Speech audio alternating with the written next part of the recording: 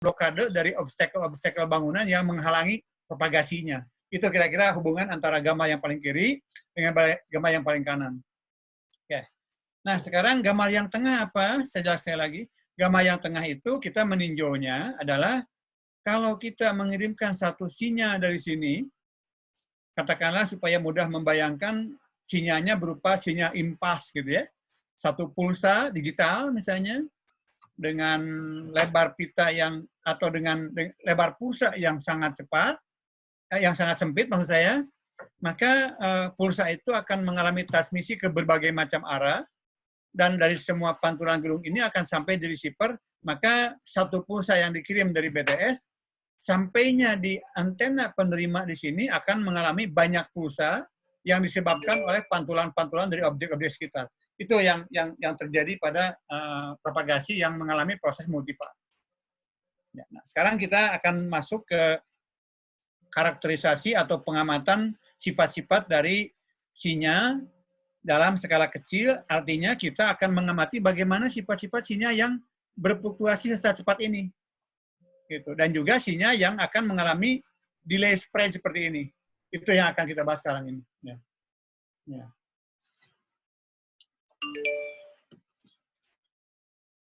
Baik, saya akan ganti sekarang skillnya untuk mengamati sinyal skala kecil. Saya akan pindah filenya.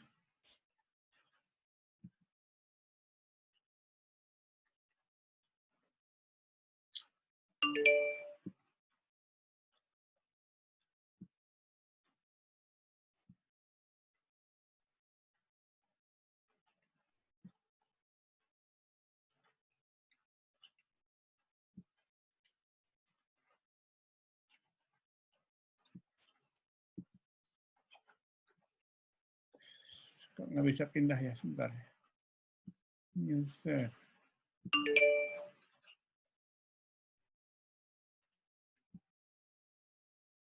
Nggak mau pindah dia, sebentar. Saya coba cek dulu.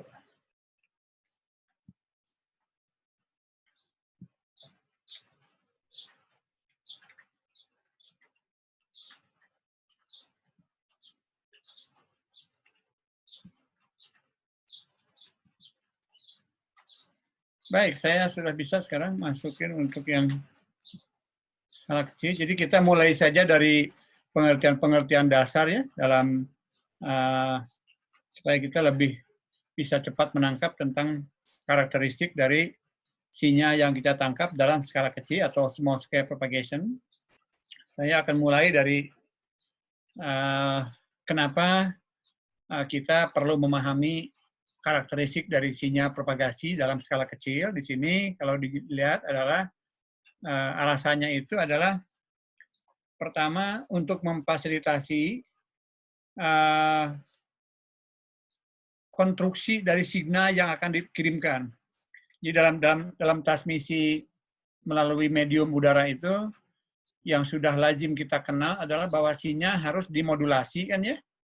Jadi kita kalau untuk transmisi ke dalam suatu medium yang jarak jangkaunya cukup jauh, ya kemudian medium transmisinya juga belum cocok untuk mengirimkan sinyal baseband, maka sinyal yang kita akan kirimkan yang tentu kalian sudah sering dibahas dalam sistem komunikasi bahwa sinyal itu harus dimodulasi oleh atau dibawa oleh suatu frekuensi pembawa supaya karakteristik sinyal tersebut sesuai dengan karakteristik medium.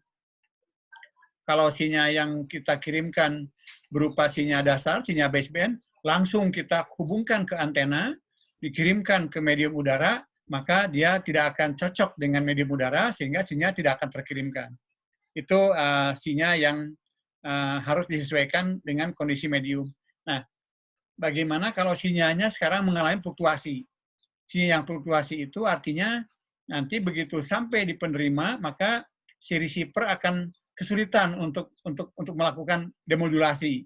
Nah, sehingga dengan pahamnya kita karakteristik dari channel multipath, channelnya misalnya diketahui dia naik turun, kemudian juga channelnya juga mengalami delay spread, maka kita dengan pahamnya karakteristik tersebut, kita akan bisa melakukan antisipasi bagaimana sinyal kita olah dulu di transmitter, ya, di pemancar itu kita olah dulu, supaya nanti begitu sinyal itu dikirimkan melewat antena pemancar, kemudian diradiasikan ke dalam medium udara, maka karakteristik sinyal yang udah kita proses itu akan sesuai dengan karakteristik mediumnya. Itu yang pertama.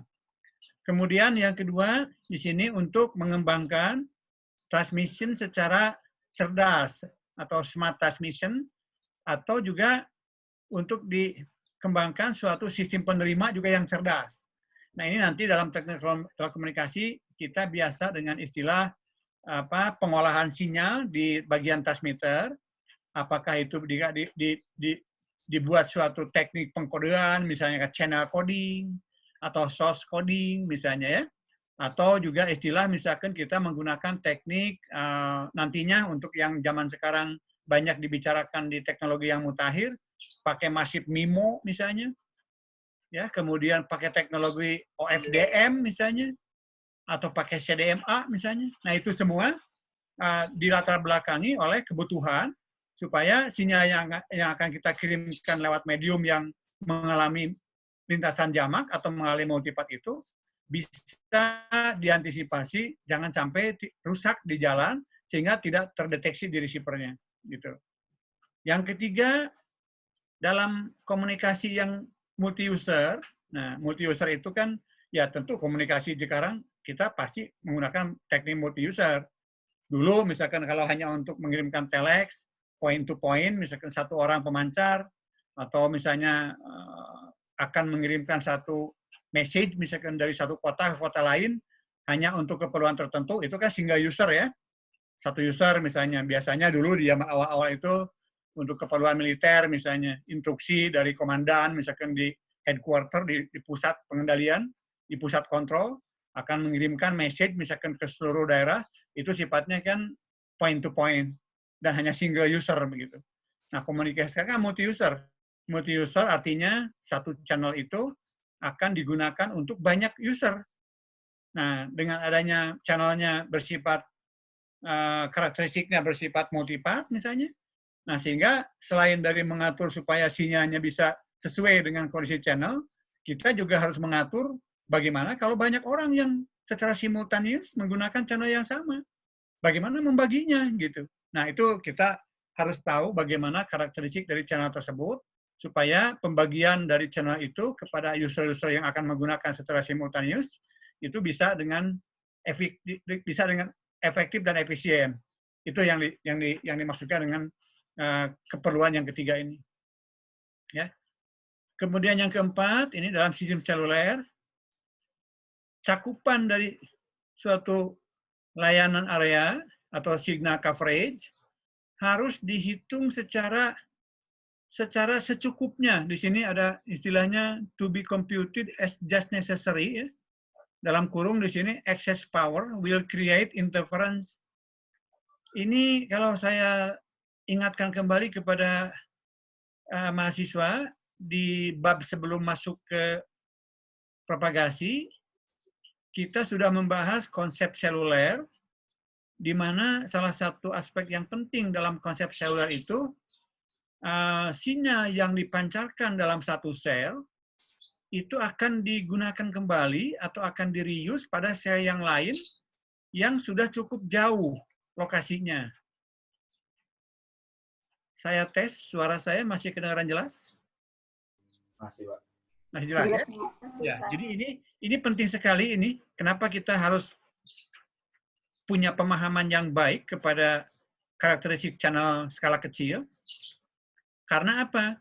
Dalam sistem seluler, di chapter 2 mengenai konsep seluler, kita sudah menghitung kan interferensi co-channel, artinya sel-sel yang berlokasi pada klaster yang berbeda, itu sudah akan menggunakan frekuensi yang sama.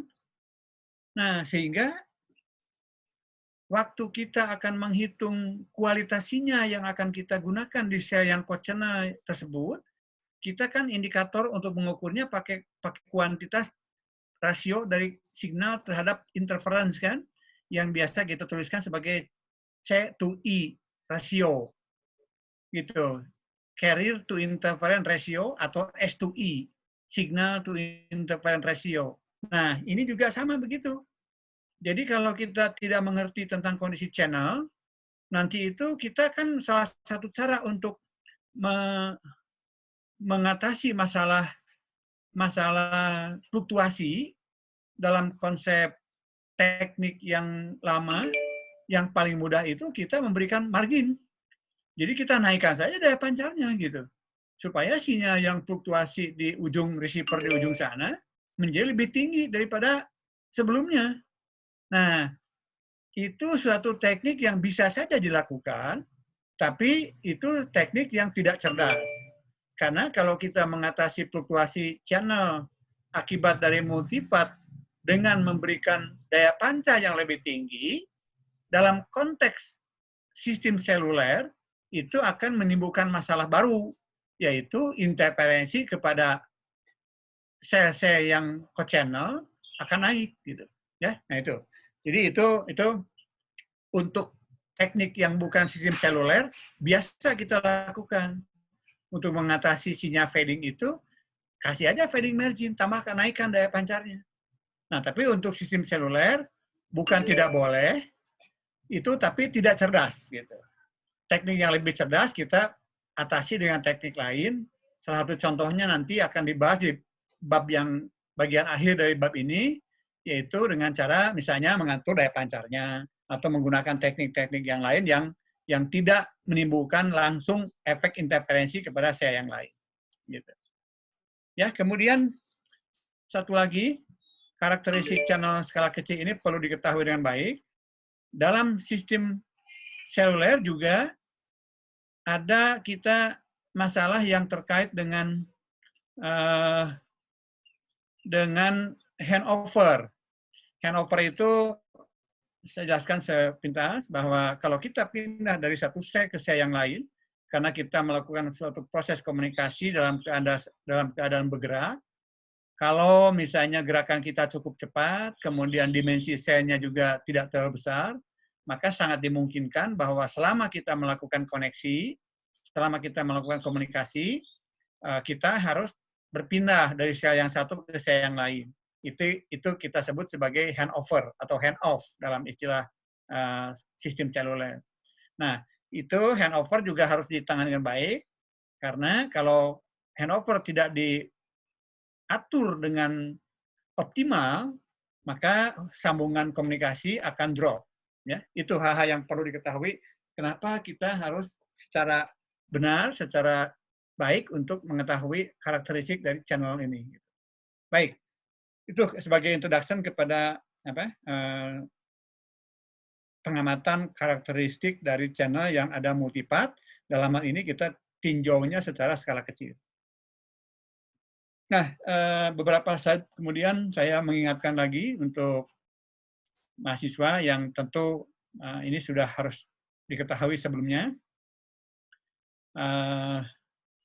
Konsep channel yang ideal itu dalam menentukan kinerja transmisi dalam sistem digital ataupun sistem analog, kita selalu mengasumsikan bahwa channel itu dianggap ideal ya di sini ya. Kemudian gangguan kepada signal yang kita kirimkan, biasanya kita akan melihat bagaimana efek dari adanya Gaussian noise atau biasa kita sebut sebagai AWGN, additive white Gaussian noise. Nah, ini biasanya dalam sistem dasar kita bisa menghitung bagaimana kinerja bit error rate atau BER kalau signal yang kita kirimkan itu mengalami tambahan noise AWGN. Sehingga kita di situ bisa menurunkan formula untuk BER, transmisi BER, kalau sinyal mengalami gangguan dari white noise atau AWGN. Nah, ini kita anggap sebagai sinyal ideal. Artinya kalau kita mengirimkan satu bit ke dalam medium transmisi, kalau medium transmisinya merupakan channel ideal, maka bit tersebut yang sampai di receiver tentu tidak akan mengalami fluktuasi. Level dayanya konstan, kemudian juga tidak akan mengalami delay spread. Artinya kalau kita mengirimkan satu bit tunggal maka yang sampai di receiver 1 bit tunggal. Nah, analisis untuk menghitung kinerja transmisi seperti itu kita sebut sebagai channel ideal. Nah, channel ideal ini kalau kita lihat bisa kita berikan karakteristiknya. Channel ideal itu bersifat tidak meredam, artinya sinyal yang dikirim itu utuh gitu. Kemudian juga channel tidak mengalami turun naiknya levelnya, tetap konstan. Kemudian channel juga tidak mengalami delay spread. Nah, itu biasanya harus dipenuhi oleh channel yang bersifat hipotetis, ya, memiliki bandwidth yang tak terhingga. Jadi walaupun kita mengirimkan sinyal yang sangat cepat atau sangat sempit itunya, lebar skala waktunya, artinya katakanlah kita mengirimkan in-pass, maka yang akan diterima di receiver adalah in-pass juga. Gitu. Ya. Itu channel ideal hanya ada dalam hipotetis, dan kita memakai kondisi channel ideal untuk melihat karakteristik transmisi kaitannya dengan white noise saja. Begitu. Baik.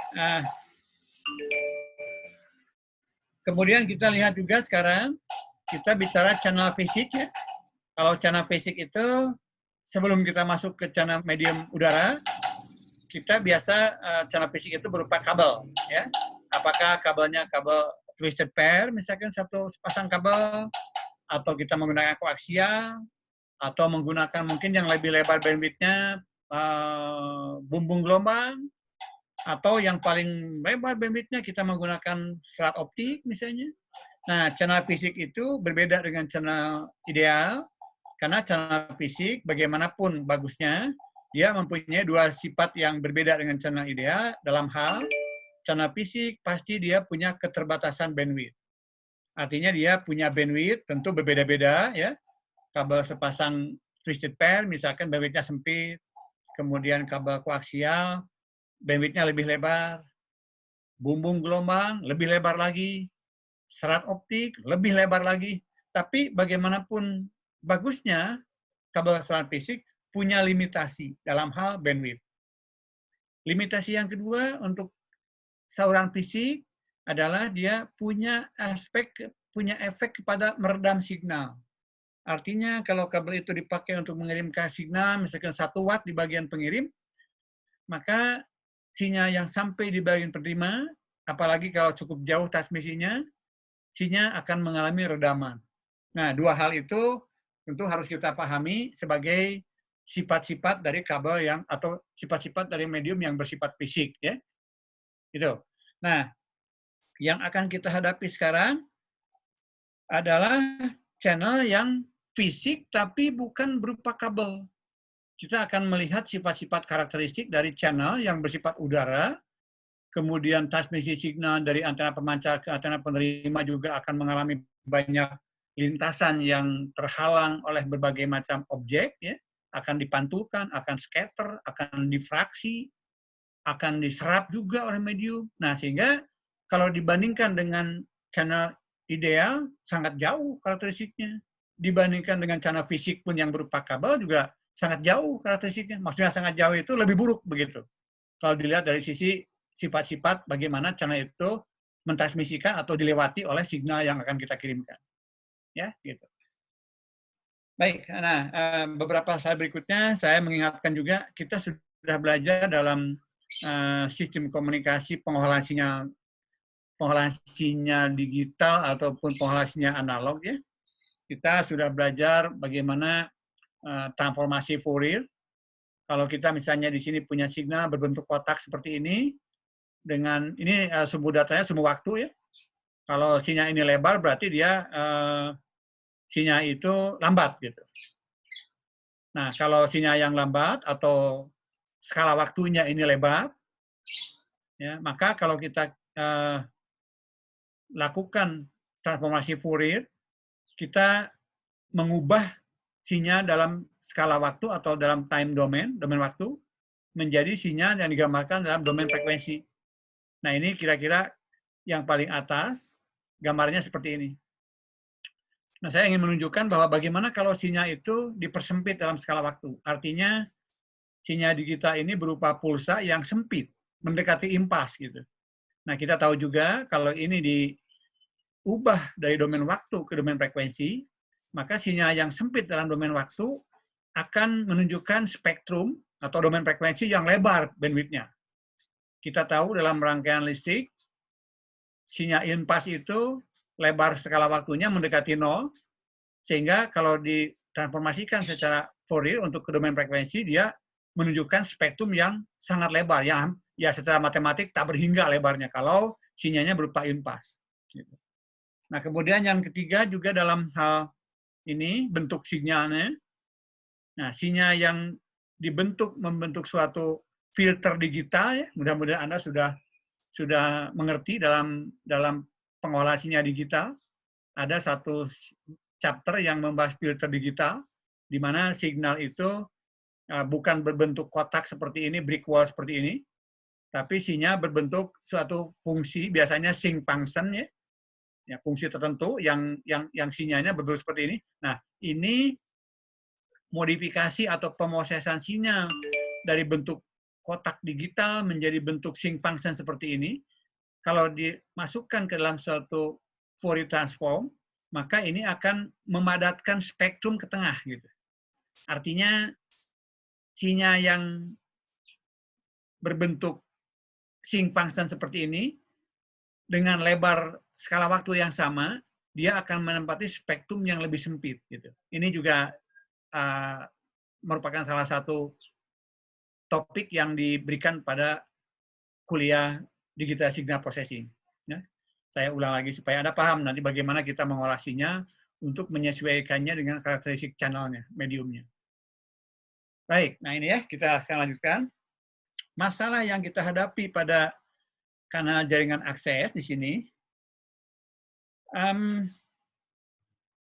ini kalau kita terjemahkan langsung ya, kalau suatu spektrum dari signal tidak bisa dilewatkan kepada channel, artinya saya berikan lagi gambar ini. Ini katakanlah sinyal kecepatan rendah, ini sinyal kecepatan tinggi. Nah, tentu kecepatan rendah kan bandwidth-nya lebih sempit dibandingkan dengan sinyal yang berkecepatan tinggi. Nah, ini kita sebut sebagai bandwidth dari signal. Ya. Bandwidth signal itu ya artinya seberapa lebar dia menduduki spektrum dari frekuensinya. Tentu kalau sinyal itu kita kirim ke dalam suatu medium transmisi, nah medium transmisi yang bersifat fisik di sini, saya katakan tadi dia punya keterbatasan bandwidth. Jadi fisika channel ini bandwidth terbatas. Artinya apa? Kalau kita mengirimkan sinyal yang ini, yang kecepatan rendah, ke dalam suatu kanal yang bandwidth-nya misalnya lebih besar daripada bandwidth dari signal ini, maka tentu komponen spektral dari signal ini akan masuk ke dalam kanal semuanya, dan si penerima di sini akan menerima sinyal ini secara utuh seluruhnya, karena spektralnya masuk semua. Nah, tapi kalau kita naikkan kecepatannya, menaikkan kecepatan sama dengan mempersempit lebar pulsa dari digitalnya, atau sinyal itu menempati spektrum yang lebar. Kalau masuk ke dalam kanal yang bandwidth-nya terbatas, maka tentu ada sebagian komponen spektral dari signal ini yang tidak terlewatkan oleh kanal. Karena bandwidth signal lebih besar daripada bandwidth kanal. Nah, dampaknya apa? Kalau sebagian atau bahkan misalnya sebagian besar dari komponen spektrum signal itu tidak bisa dilewatkan kepada kanal, maka signal itu akan mengalami distorsi akibat dari keterbatasan atau akibat dari sempitnya bandwidth dari kanal itu sendiri. Nah, itu konsep dasar yang harus kita pahami ya. Analogi yang sering saya sampaikan untuk menggambarkan ini, kalau signal itu dianalogikan dengan debit air dalam suatu pusat PDAM misalnya, nah sedangkan kanal kita analogikan dengan pipa-pipa air yang tersebar di suatu daerah. Nah, maka yang saya ceritakan tadi, kalau bandwidth dari signal lebih besar daripada bandwidth dari kanal, artinya kita akan mengirimkan debit air yang besar, yang banyak, ke dalam pipa air yang sempit. Artinya air tidak akan terkirimkan semuanya, meluber gitu.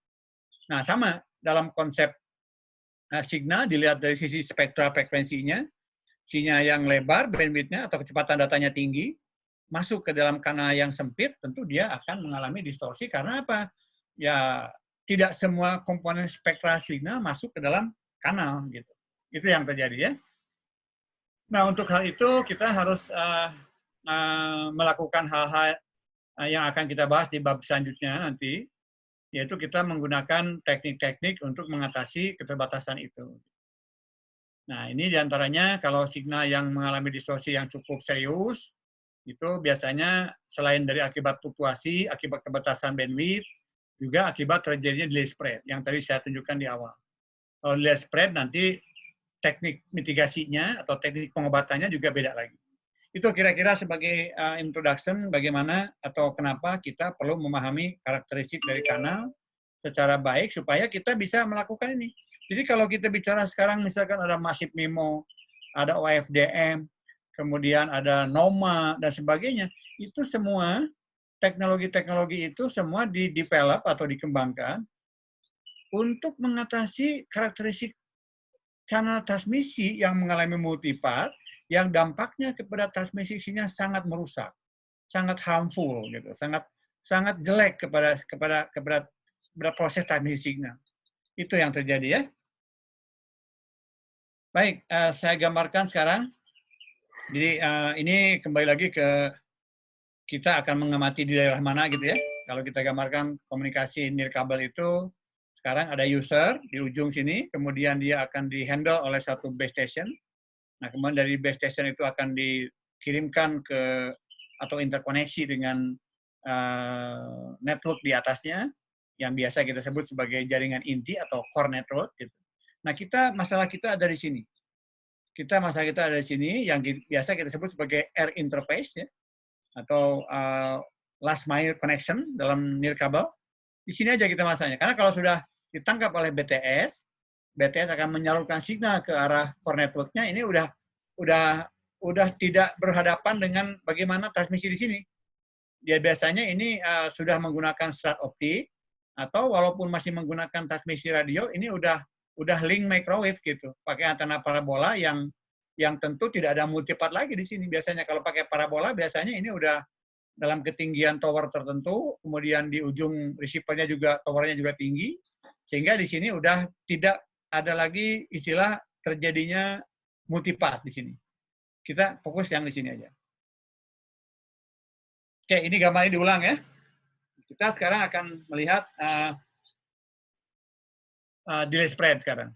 Jadi walaupun saya berulang-ulang nggak apa-apa, karena supaya Anda lebih bisa memahami.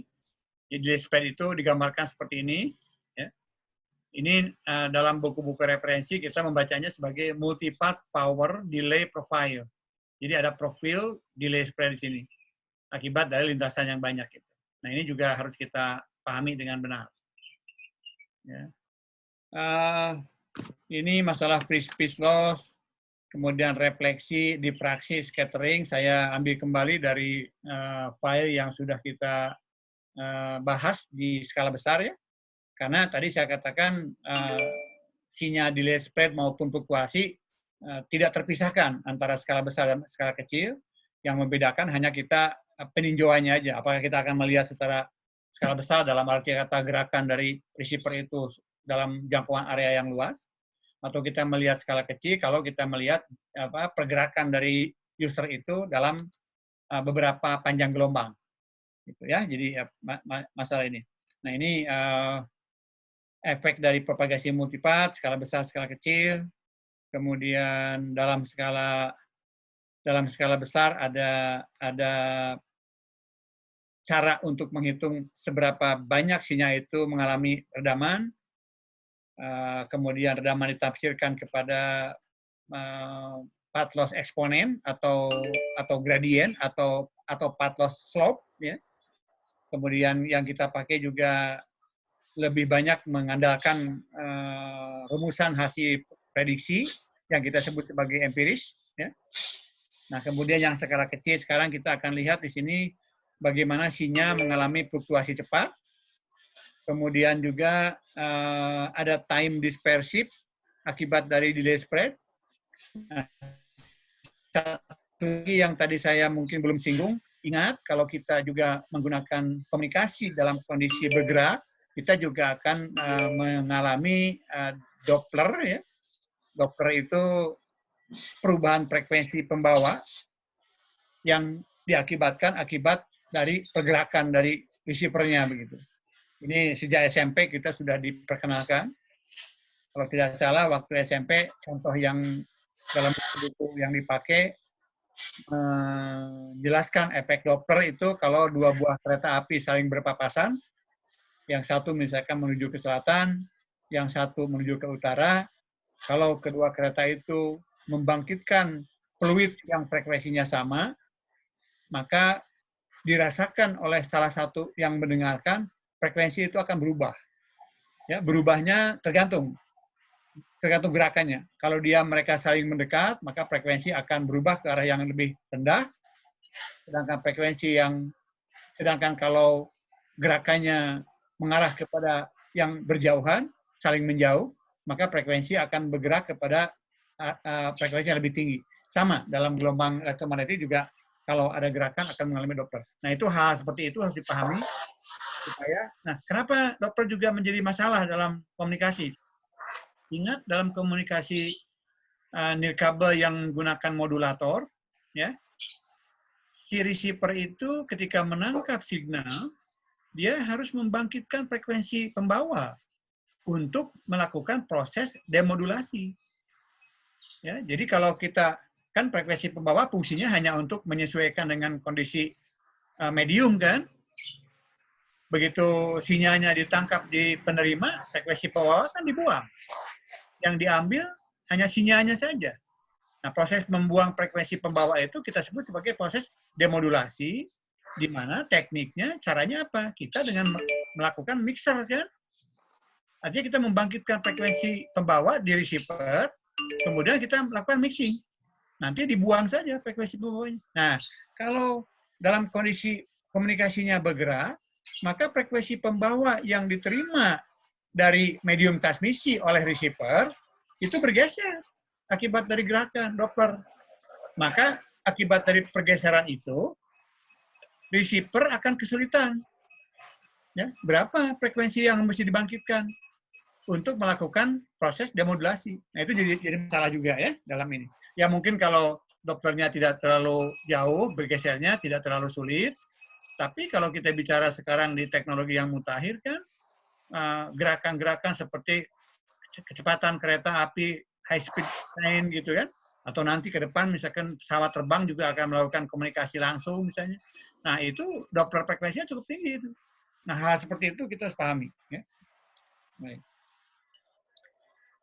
Oke, ini saya mengulang untuk skala besar, tujuannya adalah untuk membuat suatu perencanaan cakupan dari network, kemudian dipakai juga dalam analisis handoff ya. Ini handoff menggunakan sinyal rata-rata juga. Kemudian dalam melakukan kalkulasi link budget ini, menentukan gain antena yang diperlukan berapa, kemudian jarak jangkauannya misalkan berapa, dimensi set, seperti itu. Nah, yang skala kecil ini beda. Kita memahami skala kecil ini untuk tujuan yang berbeda, yaitu untuk melakukan konstruksi atau desain dari signal supaya signal ini utuh apa kosong. Saya ngetes lagi. Ini saya di lantai atas yang mungkin agak eksposur ke jalan cukup dekat. Saya tanya kalau ada noise dari jalan cukup mengganggu nggak? Enggak, Pak, aman kok, Pak. Kenapa? Aman, Pak, aman. Masih tidak terlalu mengganggu noise-nya karena banyak yang lewat di jalan. Nggak kedengeran, Pak. Nggak ganggu kok, Pak. Ini suara saya masih tidak terganggu dengan noise. Ya? Aman, Pak. Baik, suaranya terdengar jelas. Ya, baik. Untuk skala kecil ini tujuannya adalah kita untuk melakukan konstruksi atau merancang signal supaya signal ini menjadi kokoh, menjadi robust untuk ditransmisikan kepada kanal. Ya. Nah, kemudian untuk melakukan proses transmisi secara cerdas, sophisticated itu artinya menggunakan teknologi tidak seadanya. Gitu. Kemudian juga kita bisa melakukan proses diversitas. Diversitas itu kita menggunakan teknik bahwa untuk memperbaiki transmisi yang mengalami proses multipart, kita bisa menggunakan diversitas. Nanti akan saya bahas diversitas itu ada waktu, ada frekuensi, ada antena, ya, dan macam-macam ya. Nah, kemudian juga untuk melakukan beamforming. Beamforming ini penting untuk menghemat atau meningkatkan kapasitas. Jadi pada sistem komunikasi multi-user, antena yang dipakai untuk mencakup suatu wilayah layanan, itu kalau pakai beamforming, artinya apa? Frekuensi reuse yang biasa dipakai pada cluster, pada sel-sel yang co-channel. Nah, kalau kita menggunakan beamforming, frekuensi reuse bisa dipakai pada sel yang sama ini. Bukan hanya sektor.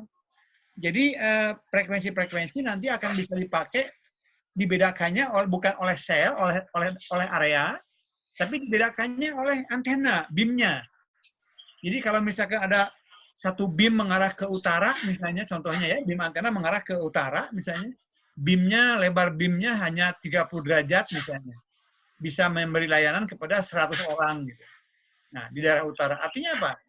100 user di sebelah utara base station yang dicakup oleh antena beamforming 30 derajat, lebar beamnya, itu bisa diulang, frekuensi tersebut bisa diberikan kembali kepada 100 orang lagi yang arahnya misalnya ke arah timur gitu. Atau ke arah lebih sempit lagi, misalnya kalau beamnya hanya 30 derajat ke utara, maka 30 derajat berikutnya ke arah timur laut, bisa diulang lagi frekuensinya. Gitu.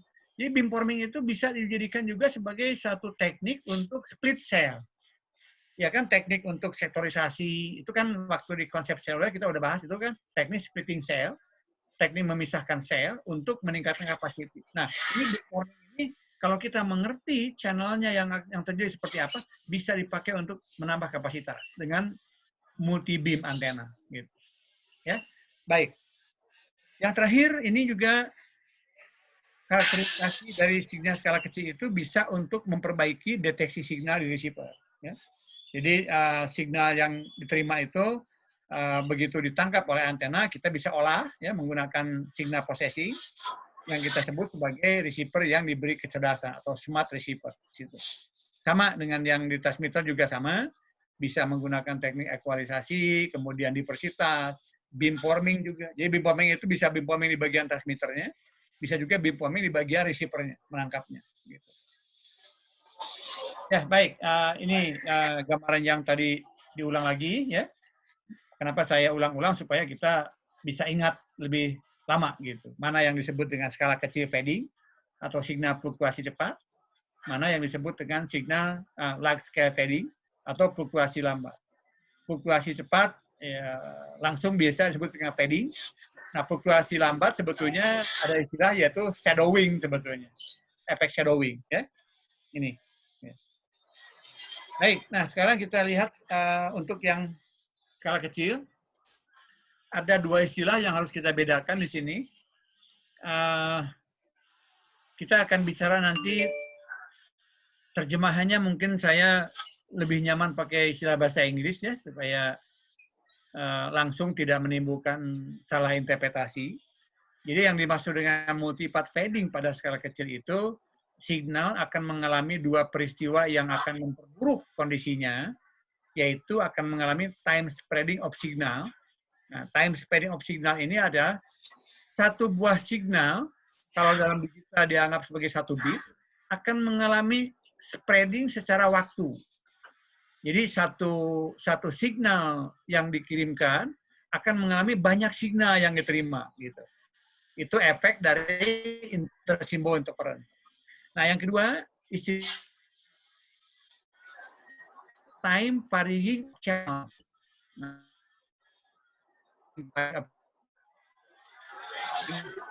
adjektif ya, kata sifat dari channel. Channel adalah kata bendanya, noun-nya. Jadi time varying of channel itu terjemahannya, saya ada message your internet is not stable. Masih kedengaran kah suara saya? Masih kedengaran, Pak. Oke, tadi ada message di laptop saya. internet is not stable, tapi syukur kalau masih kedengaran ya. Oke, baik. Jadi ini yang time spreading of signal itu kata bendanya atau noun-nya itu signal. Time spreading merupakan adjektif gitu. Jadi kalau diterjemahkan time spreading of signal itu signal yang mengalami spreading dalam skala waktu gitu. Jadi signal yang satu dikirimkan menjadi banyak berjejer dalam skala waktu yang diterimanya. Yang keduanya, kalau time varying of channel, ini kata bendanya adalah channel. Noun-nya channel. Nah, time varying merupakan adjektif atau kata sifat kepada channel, sehingga terjemahan dari time varying of channel adalah karena yang mengalami variasi dalam skala waktu. Artinya, kanal tersebut tidak konstan responnya. Kalau digambarkan secara blok diagram, kalau kita menginputkan signal dengan konstan, artinya dalam skala waktu, katakanlah kita mengirimkan signal selama 1 menit gitu ya, levelnya konstan, kita kirimkan ke channel. Nah, tapi output dari channel tersebut, karena respon dari channel mengalami time varying, atau berubah terhadap waktu, maka output dari channel mengalami fluktuasi. Yaitu kita menggambarkan dua peristiwa yang ada di sini.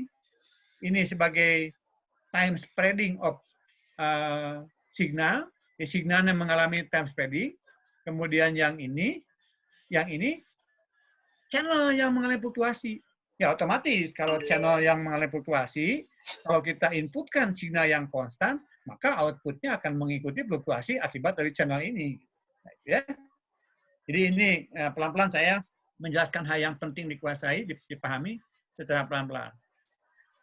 Baik, nah kemudian sekarang kalau kita melihat aspek dari time spreading of signal, ini yang pertama ini, time spreading of signal, ini kita bisa membagi dua kategori terjadinya time spreading itu, yaitu yang pertama masuk ke kelas atau kategori frekuensi selective fading, yang kedua kalau proses spreading of signal itu masuk ke frekuensi non-selektif atau flat fading. Singkat ceritanya ini selective fading, yang ini flat fading. Ya. Nah ini nanti akan kita bahas. Apa yang terjadi kalau signal mengalami delay spread ini atau time spreading of signal ini, kapan dia masuk ke kategori selective fading dan kapan dia masuk ke dalam flat fading. Ya. Nah kemudian analisisnya nanti kita akan dilihat secara time domain. Kalau time domain itu, ya kalau kita langsung menggunakan alat ukur, kita menggunakan osiloskop. Gitu. Kita mengamati karakteristik suatu medium atau suatu kutub 4, lah katakanlah, menggunakan osiloskop. Nah, sedangkan yang frekuensi domain, kita menganalisis suatu signal atau suatu proses dengan menggunakan spektrum analyzer. Ya, fungsi yang dipakai tentu ini Fourier transformasi ya, transformasi Fourier yang dipakai. Baik. Nah ini contoh untuk mengamati, untuk kita mulai sekarang mengkaji secara kuantitatif ya, bagaimana kita mengkarakterisasikan suatu kanal dalam perhitungan-perhitungan yang bersifat kuantitatif, artinya kapan signal itu mengalami intersimbol interference, kapan signal itu misalkan tidak mengalami intersimbol interference. Nah biasanya kita dalam menganalisis kanal itu seberapa buruk kanal itu mengalami delay spread ya. Jadi kalau multipath channel ini ditinjau dari sisi terjadinya delay spread atau terjadinya time spreading of signal. Jadi ini gambar ini menunjukkan time spreading of signal. Ini signalnya 1 menjadi 3 dalam skala waktu, artinya signal yang 1 ini mengalami time spreading dari sini gitu. Nah, ukurannya adalah kita sebut dengan multipath delay atau simbolnya tau di sini. Ya. Nah kalau kita lihat di sini 1 bit ini, satu signal yang berbentuk kotak ini menjadi 3 kotak. Nah kalau kita ukur di sini interval waktu tau yang disebut dengan multipath delay, kalau diukur secara total di sini adalah dari ujung kiri bit yang pertama, sinyal yang pertama, sampai ujung paling kanan dari sinyal yang terakhir sampai di receiver. Itu yang kita sebut sebagai tau gitu. Jadi kalau di sini hanya 3, berarti 3 kali lipatnya ini signal tersebut mengalami delay spread. Nah, biasanya kita nanti dalam proses penangkapannya, kita bisa menggunakan yang akan kita sebut nanti tap delay lain ya. Jadi kita menggunakan ekualisasi nanti itu, supaya si receiver itu bisa menangkap ketiganya. Nah, kalau tidak menggunakan ekualisasi, nanti kita hanya bisa menangkap salah satu saja. Jadi bit yang pertama dikirimkan, diterimanya menjadi 3 bit, kita tangkap aja salah satu. Apakah mau yang ini, atau yang ini, atau yang ini. Tapi konsekuensinya, kalau kita hanya memilih salah satu bit yang akan kita tangkap, karena kan ketiga bit ini kan bit yang sama. Bit yang 3 di receiver ini berasal dari bit yang sama. Jadi kita nggak perlu menangkap tiga-tiganya sebenarnya. Cukup satu saja. Baik yang paling awal sampai, ataupun yang di tengah, ataupun yang paling akhir. Nah, cuman konsekuensinya, kalau kita hanya memilih salah satu bit tersebut, toh bitnya sama, hanya kelemahannya apa? Bit yang kedua hanya akan bisa dikirimkan kembali dari transmitter setelah receiver berhasil menangkap salah satu bit ini, gitu. Jadi bit yang kedua tidak bisa dikirimkan secara rapat di sini atau secara berurutan dengan cepat. Karena apa? Kalau bit yang kedua dikirimkan langsung bergandengan dengan bit yang pertama, dia di sini akan saling bertabrakan. Gitu. Jadi kalau prosesnya hanya menangkap salah satu, bit yang kedua di sini yang dikirimkan harus kira-kira di sini lokasinya. Nah, di sini nih. Artinya harus melampaui jarak yang 3 ini gitu. Nah, otomatis dampaknya apa? Kita akan sangat terbatas kecepatan data yang akan kita kirimkan gitu. Ya. Seperti itu yang terjadi. Tapi kalau kita nanti misalkan ini yang 3 bit ini bisa kita proses, sehingga nanti misalkan bit yang pertama, bit yang kedua, yang ketiga, kita simpan dulu di buffer, ya. Receiver-nya nanti punya buffer untuk menyimpannya. Kemudian kita geser. Bit yang kedua, bit yang pertama dulu kita simpan. Bit yang kedua kita simpan dengan delay sejarak antara ini, gitu. Bit yang ketiga kita simpan lagi dengan delay sejarak 1/3. Nanti kalau ketiganya sudah disimpan semuanya, kita bisa jumlahkan di sini. Gitu. Kita bisa gabungkan. Nah, dengan penggabungan seperti itu, otomatis kita akan bisa mendapatkan sinyal yang lebih baik dan juga akan terhindar dari proses intersimbo interference. Gitu. Karena sinyalnya dikumpulkan pada selang waktu yang sama. Di akhir tentunya. Gitu. Ya. Nah, ini pembagian dari bit transmisi yang pertama menjadi 3 delay ini biasa kita sebut dengan istilah bahasa itu N-bins. Bin itu ya suatu wadah lah gitu ya. Jadi kalau dia mengalami 3 kali delay, 3 lintasan, kita sebut dengan 3 bins. Kalau mengalami N lintasan, menjadi N-bins. Gitu. Nah, sekarang bagaimana untuk menghitung bandwidth dari sinyal ini? Karena saya katakan tadi, kalau satu signal mengalami delay menjadi 3 signal, maka tentu delay-nya kita hitung ya ketiga-tiganya ini. Gitu.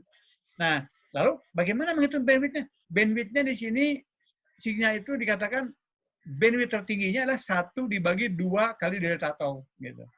Ya. Jadi kalau delta tau ini dari ujung ke ujung, maka bandwidth signal ini adalah 1 dibagi 2 delta tau. Ini perhitungan bandwidth secara kasar tanpa teknologi apa-apa. Ya.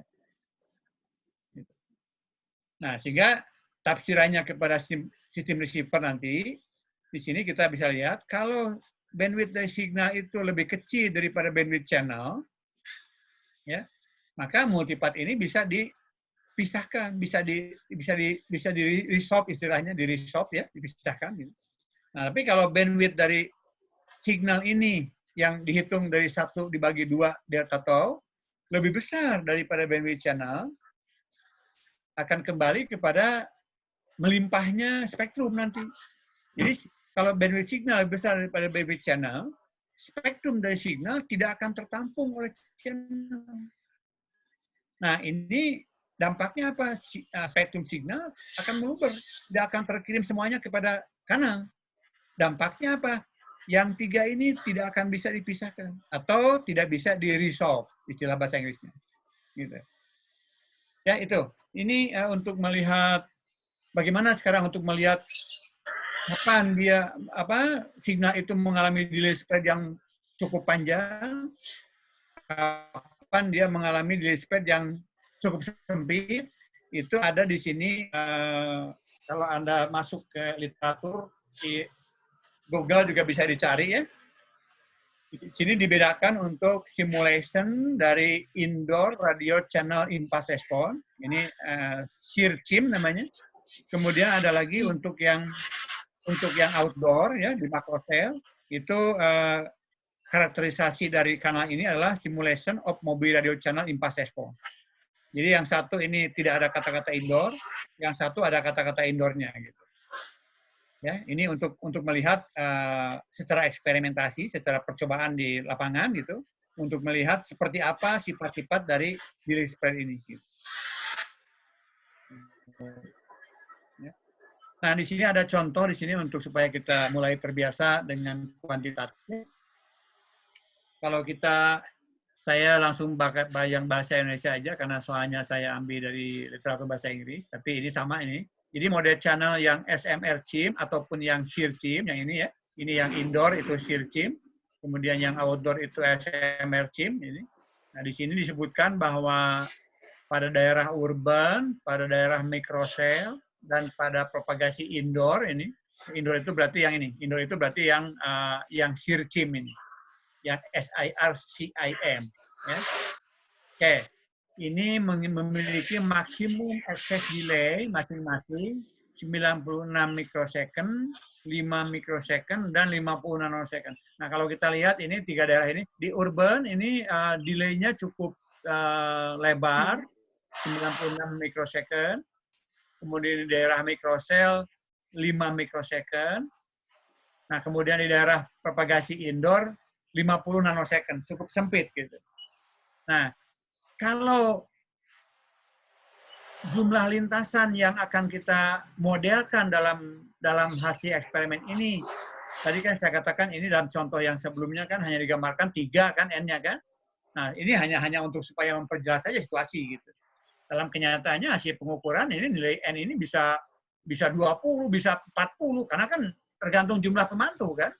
Nanti kalau kita lihat ke proses yang di sini, ke proses yang gedung ini kan ini walaupun di sini hanya digambarkan 4, dalam kenyataannya tergantung antenanya. Kalau antenanya di sini bersifat omni, artinya omni itu memancar ke berbagai macam arah, tentu jumlah reflektor atau gedung-gedung yang memantulkan akan sangat banyak di sini. Nah, sehingga dalam kenyataannya di lapangan jumlah komponen dari multipart itu ya bisa 24, bisa 50. Contoh ini yang mendekati kondisi yang sebenarnya 24 misalkan partnya itu ya. 24 kelompok atau disebut bin ya. N-nya ini 4 bin. Nah, maka di sini yang diminta adalah jumlah komponen multipart dibagi dalam 24 kelompok part yang dapat dianggap sebagai sebuah part yang dapat di-resolve gitu, yang dapat diresolusikan. Nah, kita diminta untuk menghitung bandwidth maksimum dari signal impulse yang bisa dianalisis atau yang representatif untuk masing-masing mode channel tersebut. Biasanya begitu. Cara untuk menghitung secara kuantitatif, bagaimana kita mengkarakteris atau mengkarakterisasikan kondisi dari channel tersebut. Ya. Jadi dengan adanya cara untuk menghitung ini secara kasar, ini tentunya kan, bandwidth-nya adalah maksimum 1 dibagi 2 delta tau. Ya. Nah, kalau kita tahu ini, maka kita cara menghitungnya seperti itu. Untuk daerah urban, maka delta tau ini adalah, karena tadi diketahui 96 mikrosecond kan, kalau diasumsikan di sini ada 24 bin, 24 pas gitu, maka delta tau-nya adalah 96 dibagi 24 pas, menjadi 4 mikrosecond.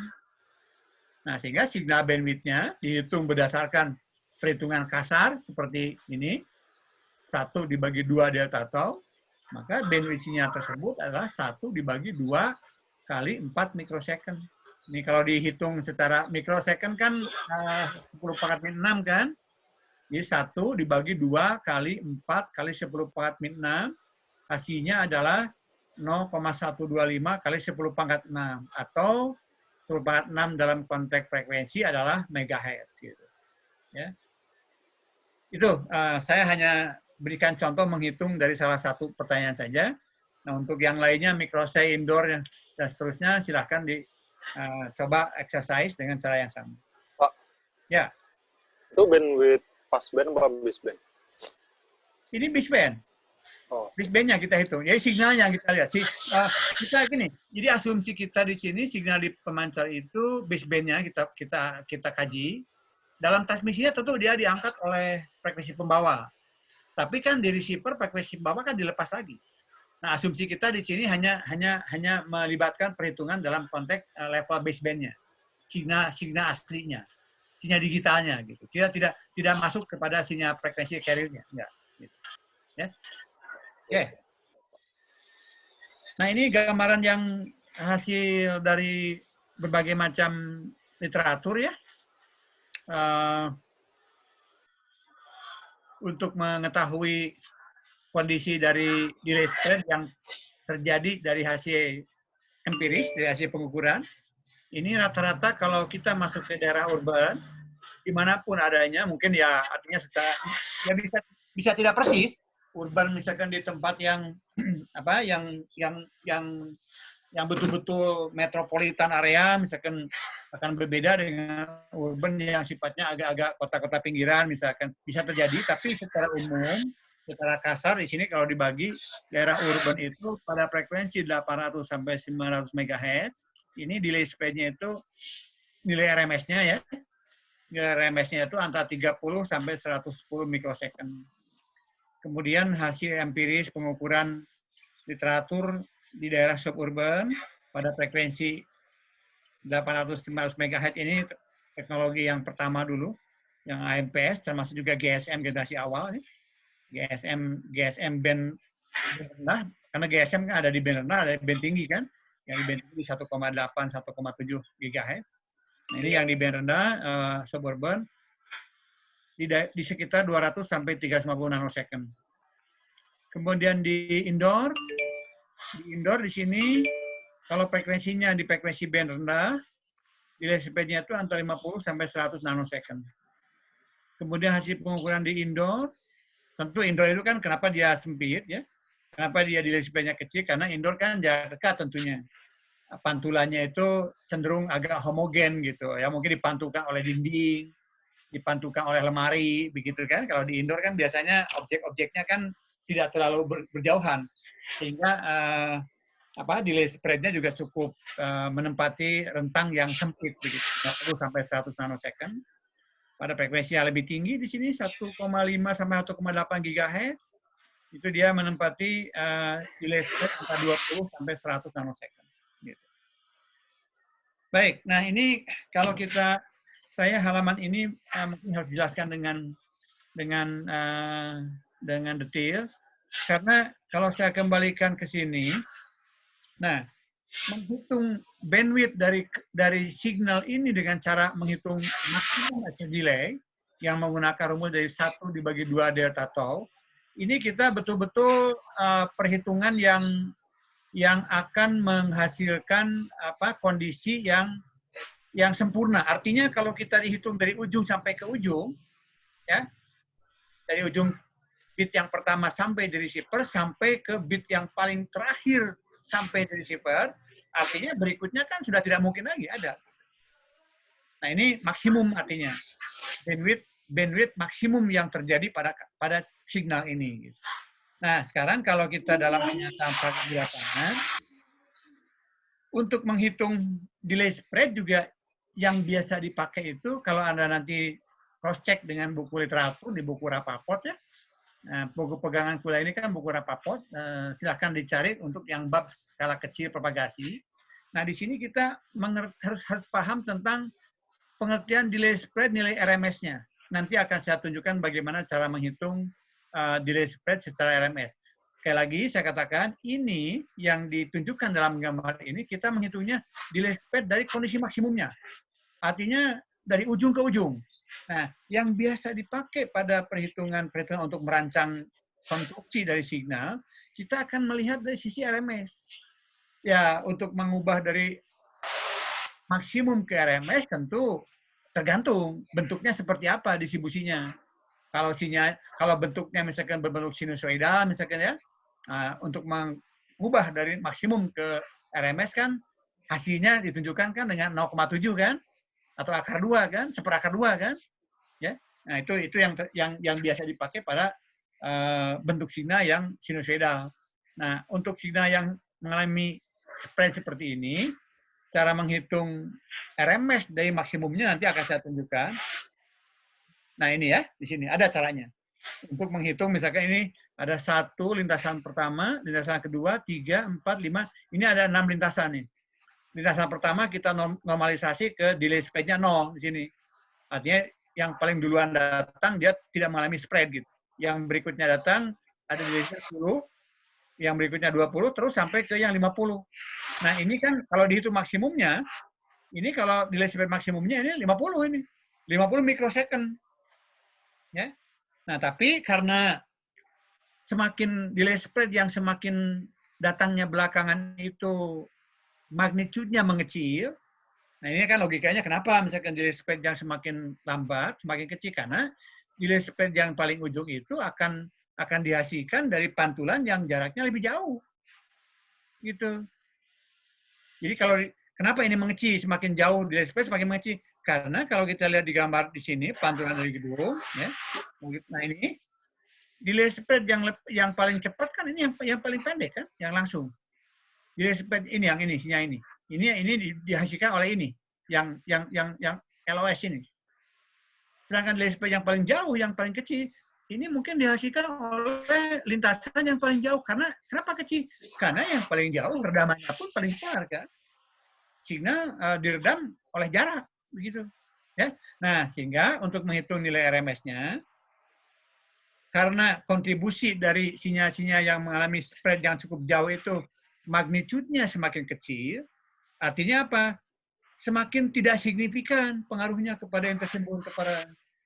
Sehingga kita tidak perlu mengambil perhitungan untuk menghitung bandwidth dari kanal ini sampai ke ujung 50 ini. Gitu. Jadi kembali lagi saya tekankan di sini, kalau kita hanya melihat maksimumnya memang aman di sini. Kita ambil aja dari ujung ke ujung sebagai cara untuk menghitung bandwidth dari kanal gitu. Ini. Nah, tapi konsekuensinya terlalu boros, terlalu kita. Nah, kenapa? Karena signal yang semakin ke ujung ini pada kenyataannya tidak sama seperti ini. Pada kenyataannya sinyal yang semakin jauh delay spread-nya semakin kecil. Nah, ini cara untuk menghitung nilai RMS-nya mungkin begini. Oh, kalau delay spread-nya 50 mikrosecond, tapi kan kontribusi terbesarnya kan dari delay-delay yang ini. No, masih signifikan. 10 masih signifikan, 20 signifikan, 30 signifikan. Tapi udah yang ke 40, ke 50, nggak signifikan lagi. Nah, itu dalam konsep supaya menghemat pengertian dari bandwidth kanal, kita rubah nilai ini menjadi nilai RMS. Coba sebelum saya jelaskan, ada yang tahu nggak bagaimana kira-kira cara menghitung nilai RMS dari kondisi sebaran seperti ini? Ada yang bisa, sebelum saya jelaskan nanti. Berapa nilai? Ini kan gini, kalau nilainya 0, nilai spread-nya levelnya kan ini 0 dB atau 1. Kalau nilainya 10, ini levelnya ada di minus 5 dB ini. Ya, di minus 5 dB. Kemudian yang delay spread-nya 20 ada di minus 10 dB. Minus 10 dB itu 1/10. Kemudian 30 ada di minus 15 dB. 40 ada di minus 20. Minus 20 itu 10/4 minus 2. Artinya 1/100. Gitu. Terus yang delay-nya 50 mikrosecond ada di 10/3. Min 30 dB itu 10/3. 1/1000 gitu. Nah, tentu kita berapa ini sebetulnya dampak dari semua 1, 2, 3, 4, 5 ini, maaf, dari 6 ini, berapa sebetulnya dampaknya? Nah, kita hitung RMS-nya. Gitu. Coba saya tanya, metode apa yang bisa Anda perkirakan untuk menghitung RMS dari kondisi ini? Ada yang pegang buku Rapaport nggak?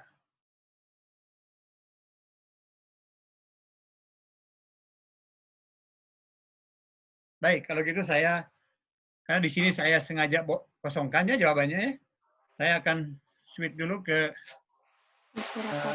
yang lain. Di sini ada caranya. Saya bisa langsung pindah. Kenapa saya tidak bisa langsung pindah share screen ya? Kalau saya tekan new share, kemudian saya ambil Windows yang lain, kenapa nggak bisa ya? Share-nya screen, Pak. Jangan Kenapa? mode share-nya pakai yang screen, jangan yang window.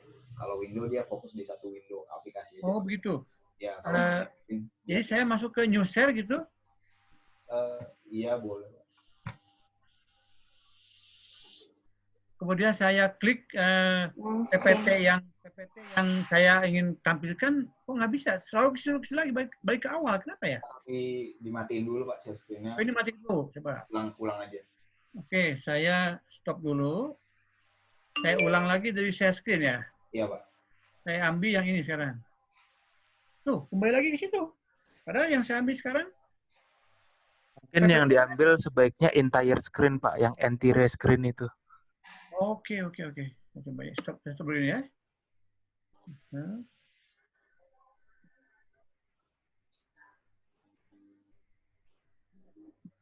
Saya set dulu ini. Apa sih? Kenapa saya nggak bisa pindah langsung? Nah. Tapi kalau saya close dulu, saya harus close dulu apa yang ini bisa. Kalau tekan share screen, pilihannya ada apa aja, Pak, yang muncul? Nah, kalau saya share screen di tempat saya kan pakai Mac ya.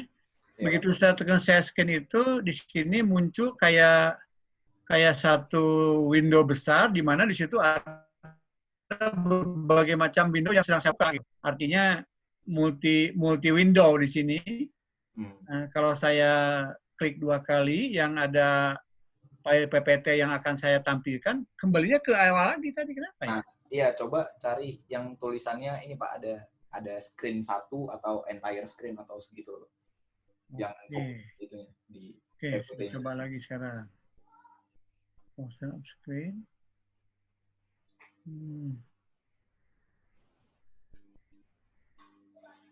Atau saya sembunyikan dulu aja yang ini ya. Nah, karena saya ingin menjelaskan bagaimana menghitung RMS. Jadi saya matikan dulu saja itu yang tadi. Akan saya ambil sekarang. Oke, muncul yang baru nggak sekarang? Muncul nggak PPT yang baru? PPT lecture 6, Pak. Ya, ini lecture 6 ya. Oke, berarti ini yang saya maksud ya. Oke, nah saya akan tunjukkan di sini sekarang bagaimana menghitung nilai. Ini 2 file ini sama sebetulnya, cuman yang tadi saya tampilkan di awal lebih ringkas. Ini lebih luas itunya penjelasannya. Saya akan tunjukkan bagaimana menghitung nilai RMS dari delay spread.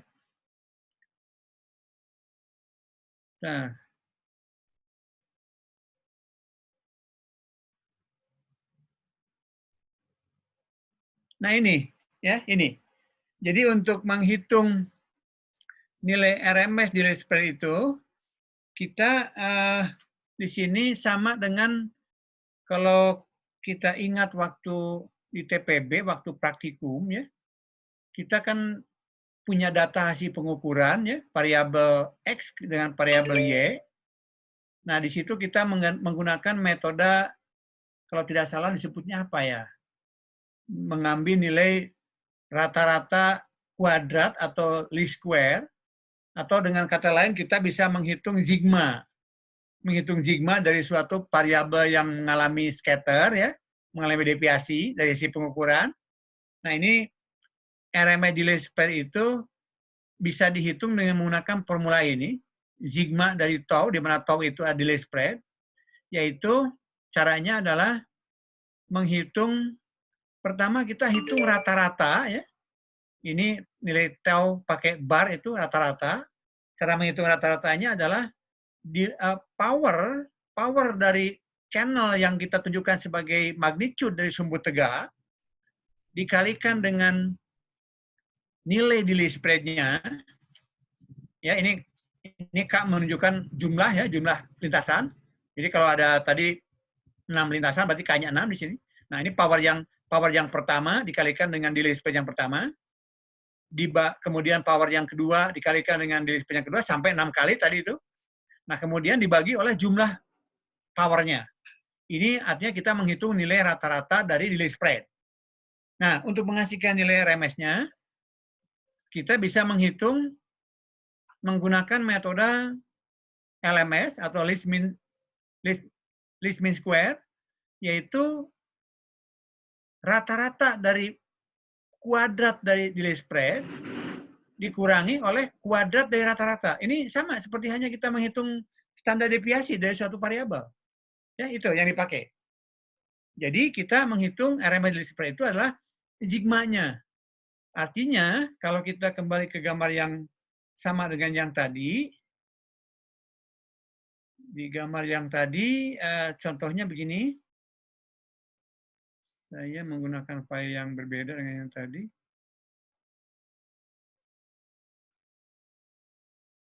Oke, misalnya misalkan yang ini aja. Ya, ini kebetulan lebih lengkap gambarnya karena ini selain dari dimensi ke arah satu sumbu ke kanan, kita juga melihat dimensi ke belakang ya. Nah, kalau kita lihat misalkan dalam satu area, kita lihat yang paling depan aja ini. Ini lokasinya 2 dimensi. Kalau yang tadi kan 1 dimensi ya gerakannya. Nah, kalau yang paling depan ini, tau 1, tau 2, tau 3, tau 4, dan seterusnya, tentu saya ulangi lagi bahwa kontribusi yang terbesar di sini ada di tau 1, tau 3, tau 4.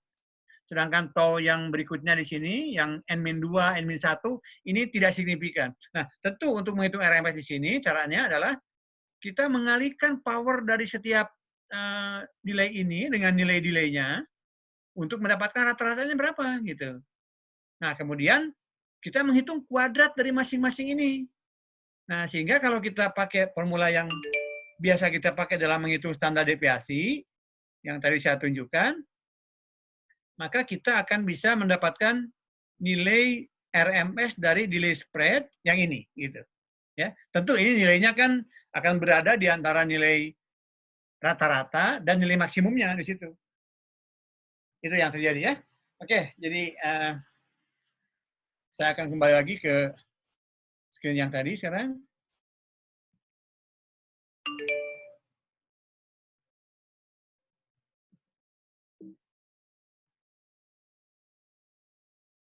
Saya screen lagi.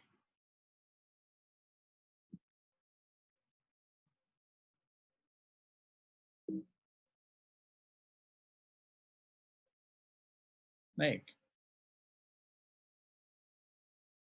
Ya, jadi tadi itu ya. Untuk menghitung nilai RMS dari sini, kita hitung secara statistik untuk menentukan standar deviasi. Jadi dengan kata lain, nilai RMS delay dari suatu kondisi delay spread seperti ini adalah nilai standar deviasi dari kondisi ini. Gitu. Oke. Nah, di sini sengaja saya jawaban dari pertanyaan ini saya kosongkan supaya nanti Anda dengan menggunakan file yang satu lagi yang tadi saya tunjukkan, Anda bisa mengerjakan soal ini. Nah, sekarang bagaimana kita menghitung bandwidth dari channel? Nah, bandwidth dari channel itu perlu saya tegaskan di sini disebutnya dalam literatur biasanya channel coherence bandwidth. Ya, channel coherence bandwidth itu artinya bandwidth dari channel, atau kalau kita anggap sebagai channel udara itu, medium transmisi udara itu dianggap sebagai suatu medium kabel, ini sama dengan kita menghitung bandwidth dari kabel. Dalam medan elektromagnetik 2 kan kita sudah bisa menghitung berapa misalkan bandwidth dari suatu kabel koaksial jika diketahui misalnya diameter konduktor tengahnya berapa, kemudian konstanta dielektrik dari bahan dielektrik yang memisahkan antara konduktor tengah dengan jaketnya yang melingkar itu berapa. Nah, kita bisa menghitung bandwidth dari koaksial. Kemudian juga dalam medan 1 kan, medan 1 juga diberikan juga cara menghitung bandwidth dari suatu kabel transmisi yang 2 kabel sejajar misalkan caranya. Nah, dalam konteks channel udara kita sedikit berbeda cara menentukan bandwidth-nya. Bukan ditentukan dari dielektrik udara misalkan berapa, kemudian dihitung misalkan luasnya udara berapa, nggak begitu. Justru bandwidth dari medium udara itu dihitungnya, ditentukannya dari kondisi delay spread-nya ini gitu. Jadi mohon dicatat dengan baik ya. Kalau medium transmisi fisik, apakah itu kabel sejajar, twisted pair, atau koaksial, atau bumbung gelombang, atau juga serat optik, itu kan cara menghitung bandwidth-nya, bandwidth dari saluran transmisi fisik tersebut, itu dihitung berdasarkan dimensi fisiknya. Biasanya kalau koaksial itu semakin besar lingkaran fisiknya, semakin lebar bandwidth-nya. Makanya untuk frekuensi tinggi kan, kabel koaksialnya besar-besar tuh. Gitu. Kemudian serat optik juga ada cara untuk menghitung bandwidth-nya. Nah, untuk menghitung bandwidth dari channel udara ini, ya kita, kalau untuk impedansinya ada caranya. Untuk menghitung impedansi udara kan, yang kita udah ketahui di medan atomic 2, bahwa impedansi udara itu Z0 sama dengan 120 pi kan, atau biasa dipakai angka 377 ohm gitu. Itu impedansi dari medium udara gitu. Nah, tapi kalau untuk menghitung bandwidth dari udara, ditentukannya bukan dari parameter fisik udara itu gitu, tapi dari ini. Dari kondisi hasil eksperimen, kita misalkan membuat eksperimen memancarkan satu impas di pemancar, kemudian di satu titik yang cukup representatif untuk melihat kanal tersebut, kita ukur misalkan sinyalnya, kita mendapatkan respon dari delay profile-nya seperti ini, nah disitulah kita bisa menghitung bandwidth-nya. Ya, bandwidth udara itu bukan dari, sekali lagi, bandwidth medium transmisi udara tidak dihitung berdasarkan parameter-parameter fisik dari udara itu. Walaupun udara punya epsilon nolnya ada, mu nolnya ada, gitu, sigma-nya misalkan ada, tergantung kalau udara itu misalkan mengandung komponen air, maka dia akan lebih konduktif. Tapi untuk menghitung bandwidth-nya bukan dari situ. Sekali lagi, bandwidth untuk menghitung channel di medium udara, kita hitung dari profil ininya, profil delay spread-nya gitu. Nah, secara ringkasnya tentu perhitungannya masuk kepada bagaimana kita menghitung RMS delay, ya. Tapi kalau kita lihat secara pengertian secara global, secara generalnya, kalau delay profile-nya semakin melebar ke kanan ke sini, dia akan semakin sempit bandwidth-nya gitu. Sebaliknya kalau delay profile dari hasil pengukuran impas respon ini semakin sempit, semakin mepet ke kiri, artinya apa? Channel tersebut memiliki bandwidth yang lebih lebar. Gitu.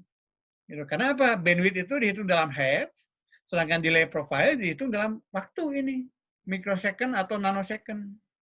Hubungan antara bandwidth dan delay profile sepernya. Gitu. Seperapa? Nah, di sini ada, kalau Anda buka di chapter skala kecil di Rapaport, buku referensi, ini untuk menghitung bandwidth dari medium udara itu yang kita sebut sebagai channel coherent bandwidth atau W0 di sini, dalam hubungannya dengan delay spread RMS di sini, atau TM di sini. Nah, hubungannya di sini ada dua cara untuk menghitung bandwidth-nya. Yaitu, kalau kita menggunakan metode korelasi frekuensi yang di atas 90%, maka bandwidth dari medium transmisi udara itu W0 sama dengan 1 dibagi 50 dari atau 1/50 delay RMS ini, tau M. Nah, sedangkan definisi yang lebih longgar, yakni dihitung berdasarkan korelasi frekuensi di atas 50%, bandwidth dari medium udara, W0 itu 1/10-nya, yaitu hanya dihitung dari 1 dibagi 5 delay spread RMS. Gitu. Mudah mengingatnya. Kalau kita menggunakan definisi ketat, artinya korelasi frekuensinya sampai 90%, minimal 90%, maka W0-nya itu 1 dibagi 50 tau N RMS delay. Sedangkan menggunakan definisi yang lebih longgar, bandwidth dari channel udara adalah 1 dibagi 5 tau M. Tau M di sini delay spread RMS yang dihitung tadi seperti itu. Ya. Ini hitungnya ini. Jadi bedakan. Di contoh yang kalau saya kembalikan ke awal, contoh ini ya. Nah, contoh menghitung ini, kita menghitung berdasarkan maksimumnya gitu. Nah, dalam praktek itu tidak dihitung maksimum, tapi dihitung berdasarkan dua metode ini. Kalau kita ingin secara ketat, kita menggunakan definisi 1 dibagi 50 tau m. Nah, tapi kalau kita menggunakan secara longgar, kita bisa menghitung memakai definisi 1 dibagi 5 tau m. Dampaknya apa? Implikasinya apa kepada kinerja transmisi? Kalau kita, apakah kita menggunakan, nah kalau kita menggunakan maksimum, ya jelas, kita membunuh secara sempurna ya dari delay spread. Nah, sekarang kalau kita lihat dampaknya apa, misalnya kalau kita menggunakan ini, yang ketat misalkan 1/50 tau m, yang longgar 1/5 tau m, gitu. Tentu kalau yang ketat kan bandwidth-nya lebih kecil kan, akan 1/10-nya. Kalau yang longgar kan, misalkan gini, kalau tau m-nya misalkan katakanlah 10 lah, 10 mikrosecond, ya kalau 10 mikrosecond berarti ini 1/500 mikrosecond. 100 mikrosecond berarti kira-kira 10⁻⁶ dibagi 500 hertz kan bandwidth-nya. Nah yang ini kan 1/5 kali 10 mikrosecond berarti 1/50 mikrosecond. Berarti bandwidth-nya ini 10⁻⁶ dibagi 50 mikrosecond, lebih lebar. Artinya apa? Kedua metode itu ya tergantung kita mau mengabaikan mulai kapan, mengabaikan mulai titik mana akan kita abaikan kontribusi dari delay spread ini gitu. Ya, itu yang terjadi dalam perhitungan praktek di aplikasi di lapangannya seperti itu.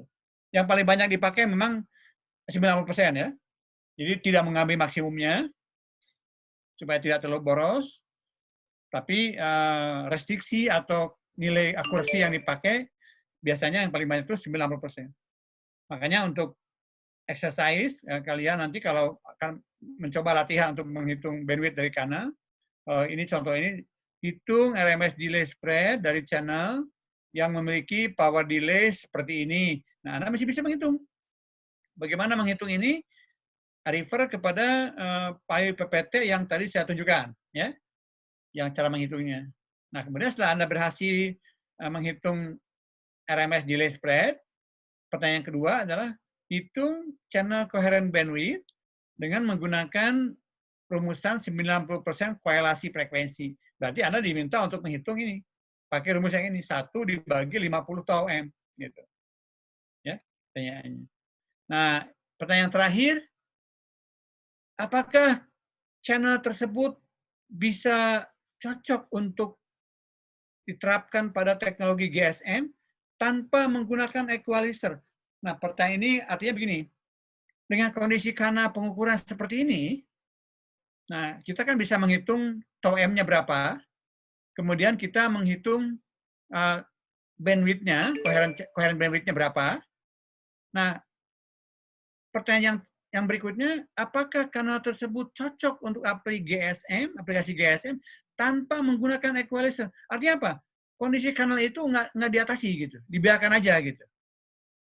Coba saya minta kalau ada yang bisa mendahului atau bisa menangkap pertanyaan itu, apa yang akan kita evaluasi supaya kita bisa menjawab apakah channel tersebut cocok nggak untuk GSM tanpa equalizer? Maksudnya apa? Anda bisa jawab nggak?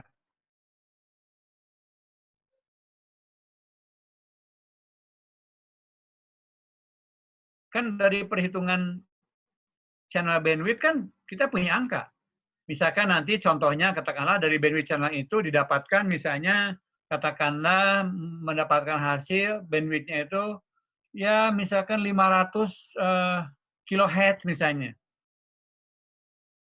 Kalau bandwidth di channel itu 500 kHz misalnya. Lalu pertanyaan berikutnya, apakah cocok nggak untuk diimplementasikan teknologi GSM, tapi teknologi GSM tersebut tidak menggunakan equalizer. Artinya tidak menggunakan teknologi untuk mengatasi ini gitu. Coba, apa yang perlu kita ketahui di sini?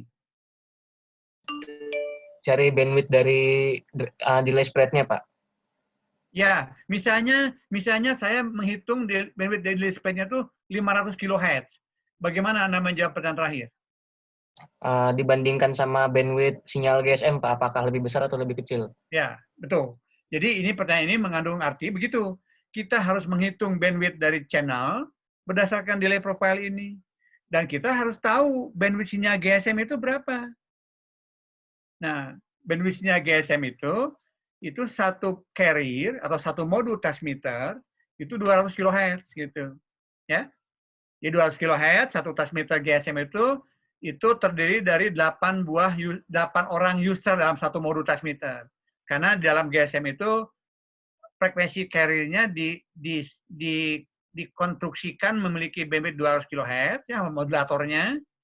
Di dalam modulator tersebut dia punya teknik TDMA dengan 8 buah time slot. Artinya bisa dihuni atau bisa di occupants, bisa diduduki oleh 8 user. Tapi dari sisi cara menghitung bandwidth-nya ya kita tidak melihat sisi usernya. Masalah kecepatan usernya nanti berapa masing-masing ya terserah. Yang penting satu modul transmitter GSM itu perlu bandwidth 200 kHz. Nah, sehingga untuk melihat apakah cocok atau tidak, kita bandingkan saja bandwidth dari channel yang dihitung dari delay profile ini. Kalau contohnya tadi misalkan 300 kHz, bandwidth-nya GSM-nya 200 kHz, artinya apa? Sinyal GSM tadi tidak menjadi masalah. Dikirimkan kepada channel yang memiliki bandwidth 300 kHz. Karena apa? Bandwidth signal GSM lebih rendah daripada bandwidth channel. Artinya masuk semua. Komponen spektral dari sinyal GSM yang 200 kHz tadi, semuanya dapat ditampung oleh channel tanpa ada intersymbol interference. Gitu ya. Nah, tapi kalau sebaliknya, misalnya setelah saya hitung, misalkan ini delay profile, menghitung time delay-nya berapa RMS-nya, saya hitung bandwidth coherentnya misalkan hanya 150 kHz, nah baru ada masalah. Karena apa? Sinyal GSM yang menempati spektrum 200 kHz dikirimkan melalui channel yang bandwidth coherentnya hanya 150 kHz, nggak muat. Gitu. Sama dengan kita mengirimkan debit air ke dalam pipa yang lebih kecil daripada debitnya. Spektrumnya tidak terkirimkan semuanya. Artinya apa? Sinyal akan mengalami distorsi. Ya. Gitu. Jadi kira-kira begitu ya pemahaman kepada bandwidth sinyal. Mungkin kita harus stop karena maghrib sekarang agak awal.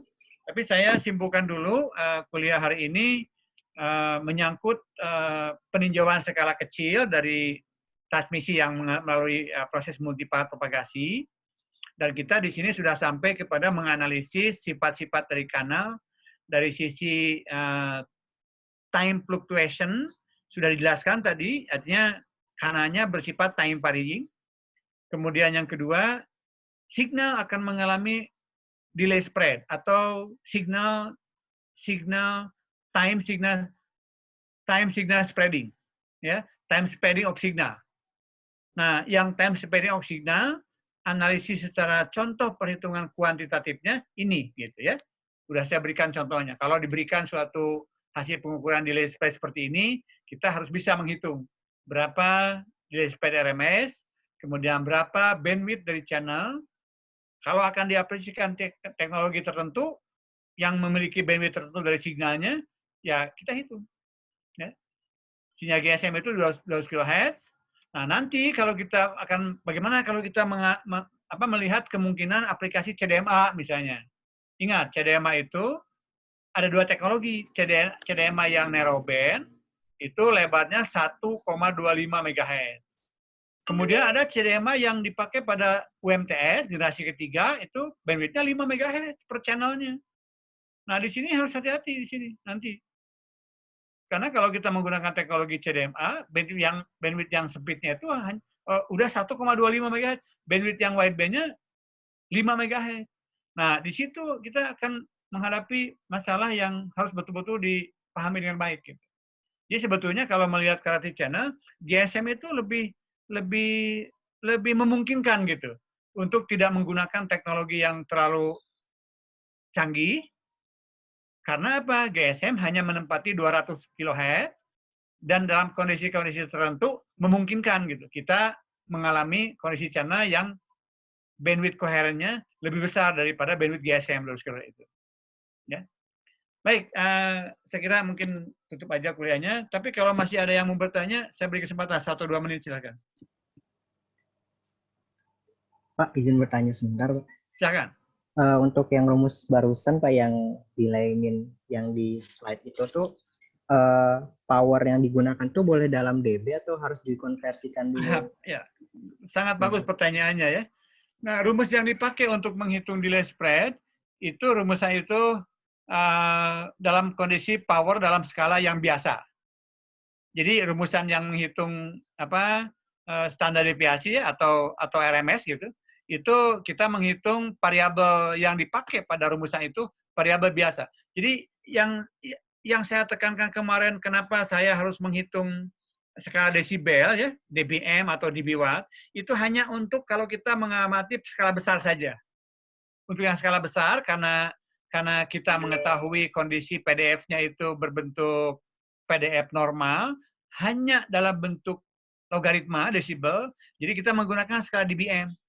Nah, untuk yang selain itu, skala kecil, itu distribusi dari powernya itu, atau dari signal strength, dari kuat medan, bukan dalam dBm, dalam skala biasa. Nah, kebetulan dalam konteks kita mengukur signal, terlepas skala kecil, skala besar, kita dalam telekomunikasi terbiasa atau lazim menggunakan skala desibel.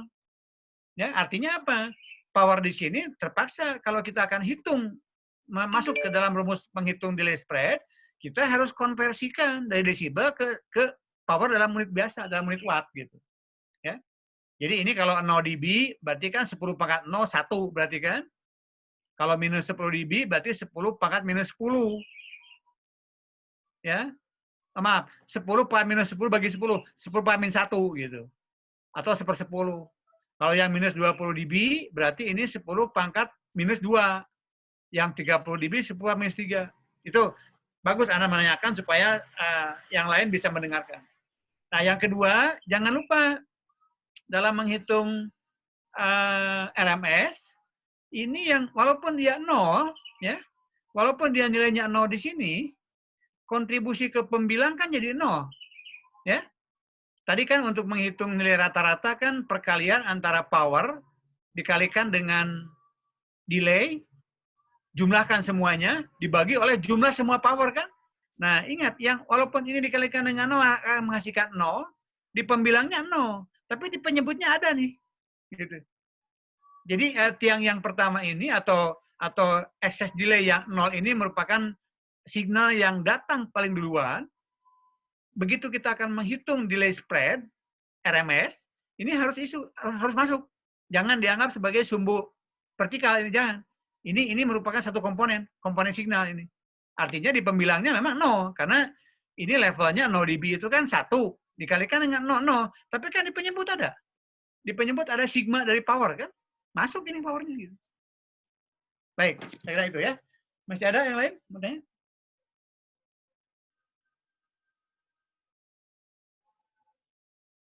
Oke, saya kira udah mau adzan maghrib sekarang, kita close. Silakan jangan lupa isi absensi ya, supaya saya tidak mengkoreksi secara manual. Saya berikan waktu sampai jam 18.30. Terima kasih. Assalamualaikum warahmatullahi wabarakatuh. Waalaikumsalam.